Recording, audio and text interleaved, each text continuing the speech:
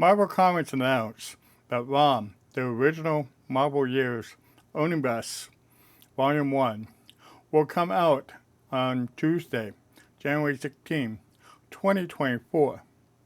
The omnibus will have the first 29 issues from 1979 and Power Man and Iron Fist number 73 from 1978. According to Amazon, the omnibus list price is $125 and currently discounted to $117. The reprint of ROM number 1 will be available this September. ROM was one of several comic book series that I read from the first issue as a kid. I remember the character, but I don't remember any of the stories that I read in the early 1980s. I look forward to rereading this series again. A tweet from Jim Nightshade in response to the announcement caught my attention.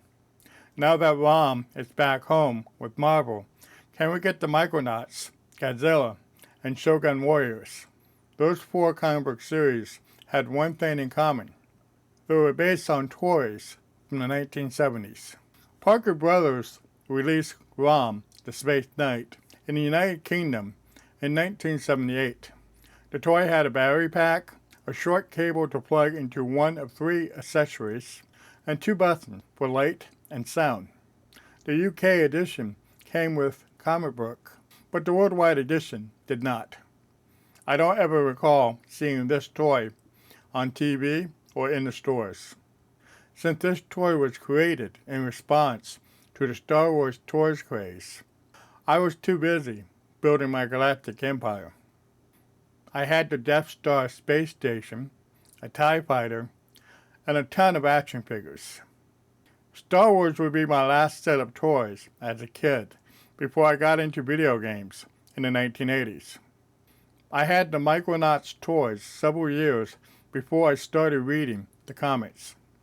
I had the Biotron robot, the Hydrocopter vehicle, and several action figures. The toys had interchangeable parts to build different toys.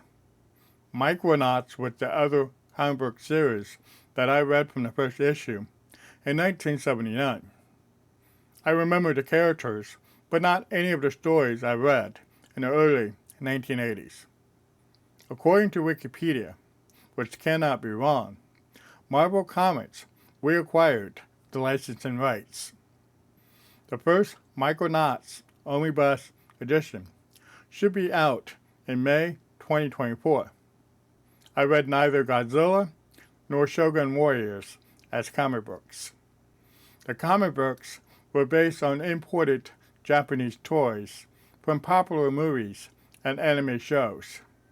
The toys were put out by Mattel in the United States.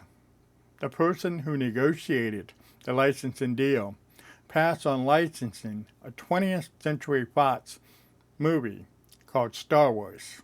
Oops. I had the 24-inch tall Madzina giant robot in 1976. One fist could launch spring-loaded plastic rockets that could injure kids and pets. The spring-loaded mechanism caused the giant robot toys to disappear from the market by 1980. I was always puzzled why my parents got me certain toys throughout the 1970s. Thanks to the power of YouTube, old TV ads reminding me why I got these toys. Let me know what you think about toys being licensed as comic book characters in the comments below. Please like the video and subscribe to my channel if you haven't already. Click on the notification bell to see more videos like this. Thank you for watching.